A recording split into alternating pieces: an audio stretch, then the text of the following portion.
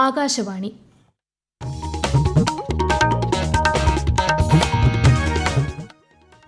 നമസ്കാരം. പ്രത്യേക വാർത്താ ബുള്ളറ്റിൻ വായിക്കുന്നത് നിരഞ്ജന.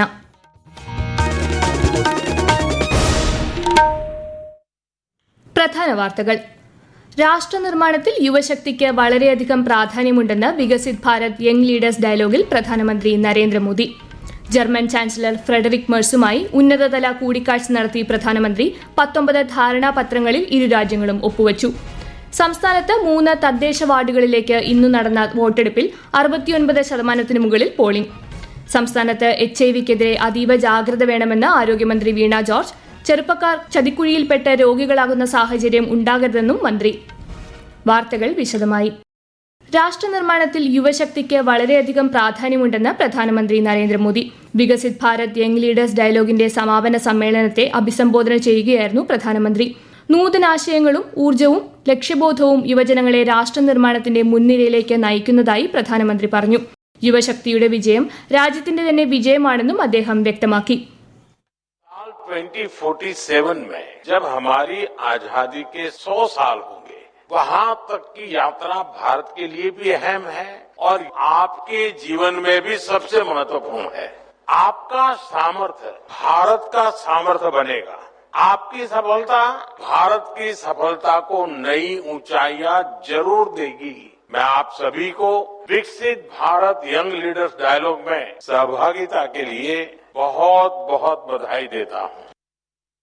യങ് ലീഡേഴ്സ് ഡയലോഗിന്റെ ഭാഗമായി ന്യൂഡൽഹിയിൽ ഒരുക്കിയ പ്രദർശനം വീക്ഷിച്ച പ്രധാനമന്ത്രി പരിപാടിയിൽ പങ്കെടുക്കുന്ന യുവജനങ്ങളുമായി സംവദിച്ചു. കേരളത്തിൽ നിന്നുള്ള 60ഓളം യുവ പ്രതിനിധികളടക്കം 3000ഓളം പേരാണ് വികസിത് ഭാരത് യങ് ലീഡേഴ്സ് ഡയലോഗിൽ പങ്കെടുത്തത്. പ്രധാനമന്ത്രി നരേന്ദ്രമോദി ജർമ്മൻ ചാൻസലർ ഫ്രെഡറിക് മെഴ്സുമായി ഗുജറാത്തിലെ ഗാന്ധിനഗറിൽ ഇന്ന് ഉന്നതതല കൂടിക്കാഴ്ച നടത്തി. പ്രതിരോധം, വ്യാപാരം, സാങ്കേതിക വിദ്യ തുടങ്ങിയ മേഖലകളിൽ ഇരു രാജ്യങ്ങളും 19 ധാരണാപത്രങ്ങളിൽ ഒപ്പുവച്ചു.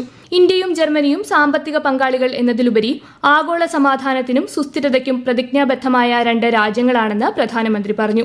ഇരു രാജ്യങ്ങൾക്കുമിടയിലെ ഉഭയകക്ഷി വ്യാപാരം $50 ബില്യൺ കവിഞ്ഞതായും ശ്രീ മോദി വ്യക്തമാക്കി. ഇന്ത്യ യൂറോപ്യൻ യൂണിയൻ സ്വതന്ത്ര വ്യാപാര കരാർ യാഥാർത്ഥ്യമാക്കുന്നതിലെ പ്രതിബദ്ധത ഇരു നേതാക്കളും ആവർത്തിച്ചു. ഇന്ത്യയിൽ നിന്നുള്ള ആരോഗ്യ പ്രവർത്തകർ, IT, എഞ്ചിനീയറിംഗ് പ്രൊഫഷണലുകൾ തുടങ്ങിയവർക്ക് ജർമ്മനിയിൽ കൂടുതൽ തൊഴിലവസരം ലഭ്യമാകുന്നത് സംബന്ധിച്ച ചർച്ചകളും നടന്നു. യുക്രൈനിലെയും ഇറാനിലെയും നിലവിലെ സാഹചര്യം, UN രക്ഷാസമിതി പരിഷ്കരണം തുടങ്ങിയ വിഷയങ്ങളും നേതാക്കൾക്കിടയിൽ ചർച്ചയായി. വിദ്യാഭ്യാസത്തെ സമൂഹത്തിലെ അസമത്വം ഇല്ലാതാക്കാനും പാർശ്വവൽകൃത വിഭാഗങ്ങളുടെ ശാക്തീകരണത്തിനുമായി ഉപയോഗിക്കണമെന്ന് ഉപരാഷ്ട്രപതി CP രാധാകൃഷ്ണൻ. ന്യൂഡൽഹിയിൽ ജവഹർലാൽ നെഹ്റു സർവകലാശാലയുടെ ബിരുദദാന ചടങ്ങിൽ പങ്കെടുക്കുകയായിരുന്നു ഉപരാഷ്ട്രപതി. രാജ്യത്തിന്റെ സാമ്പത്തികവും സാമൂഹികവും ശാസ്ത്രപരവുമായ ഉന്നമനത്തിനായി വിദ്യാർത്ഥികൾ പ്രവർത്തിക്കണമെന്നും അദ്ദേഹം ആഹ്വാനം ചെയ്തു. Swami Vivekananda has said, we want education by which character is formed. Strength of mind is increased, the intellect is expanded, and by which one can stand on his own feet. That is the importance of education for which these universities have been created. While I congratulate the graduates for attaining this milestone in their lives, I urge you to reciprocate as every Guru got his own Guru Dakshana, and I am requesting you to do as Guru Dakshana that you should work for our country's economic, social and scientific prosperity. പാർലമെന്റിന്റെ budget സമ്മേളനം ഈ മാസം 28-ന് ആരംഭിക്കും. രാഷ്ട്രപതി ദ്രൗപദി മുർമുവിന്റെ നയപ്രഖ്യാപന പ്രസംഗത്തോടെയാണ് സമ്മേളനത്തിന് തുടക്കമാവുക. ഫെബ്രുവരി 1-നാണ് കേന്ദ്ര budget. ബജറ്റിന് മുന്നോടിയായുള്ള സാമ്പത്തിക സർവേ ജനുവരി 29-ന് പാർലമെന്റിൽ സമർപ്പിക്കും.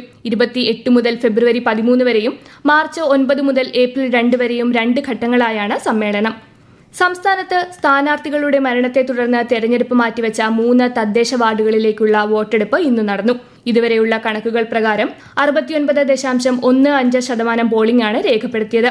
തിരുവനന്തപുരം കോർപ്പറേഷനിലെ വിഴിഞ്ഞത്ത് 66.97%, മലപ്പുറം മൂത്തേടം ഗ്രാമപഞ്ചായത്തിലെ പായമ്പാടം വാർഡിൽ 84.21%, എറണാകുളം പാമ്പാക്കുട ഗ്രാമപഞ്ചായത്തിലെ ഓണക്കൂറിൽ 81.57%മാണ് നിലവിലെ പോളിംഗ്.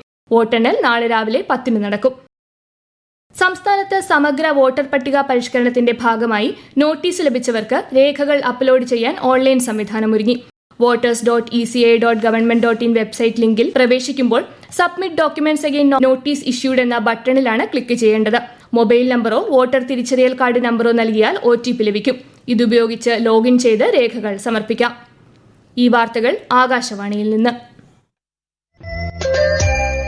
ആകാശവാണി വാർത്തകളും വാർത്താധിഷ്ഠിത പരിപാടികളും all India radio news Thiruvananthapuram YouTube ചാനലിലും all India radio news Thiruvananthapuram Facebook പേജിലും AR News_ തിരുവനന്തപുരം ഇൻസ്റ്റഗ്രാം അക്കൌണ്ടിലും AR News_TVM X ഹാൻഡിലും ലഭ്യമാണ്.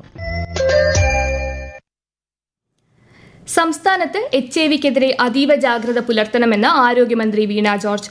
ദേശീയ യുവജന ദിനത്തിന്റെ സംസ്ഥാനതല ഉദ്ഘാടനം തിരുവനന്തപുരം ചന്ദ്രശേഖർ നായർ സ്റ്റേഡിയത്തിൽ നിർവഹിക്കുകയായിരുന്നു മന്ത്രി. ചെറുപ്പക്കാർ ചതിക്കുഴിയിൽപ്പെട്ട് രോഗികളാകുന്ന സാഹചര്യം ഉണ്ടാകരുതെന്നും മന്ത്രി മുന്നറിയിപ്പ് നൽകി. പുതിയതായി HIV അണുബാധിതർ ആകുന്നവരിൽ 15നും 24നും ഇടയിൽ പ്രായമുള്ളവർ 2024 കണക്ക് പ്രകാരം 14.2%.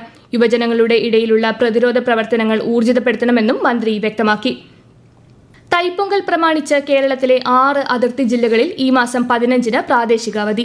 തമിഴ്നാടുമായി അതിർത്തി പങ്കിടുന്ന തിരുവനന്തപുരം, കൊല്ലം, പത്തനംതിട്ട, പാലക്കാട്, ഇടുക്കി, വയനാട് ജില്ലകൾക്കാണ് സംസ്ഥാന സർക്കാരിന്റെ ഔദ്യോഗിക കലണ്ടർ പ്രകാരം അവധി നൽകിയിരിക്കുന്നത്.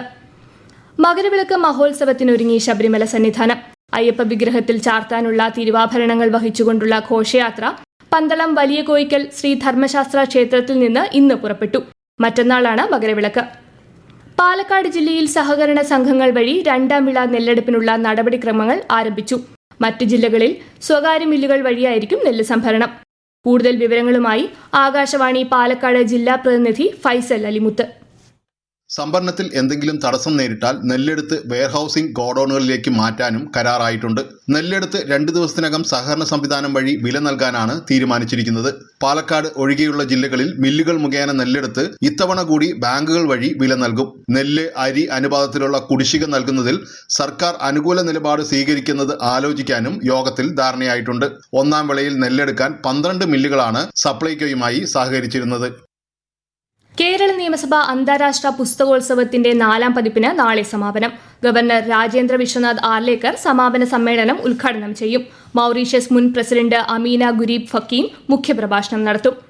സംസ്ഥാന സ്കൂൾ കലോത്സവത്തിന് തൃശൂരിൽ മറ്റന്നാൾ തിരിതെളിയും.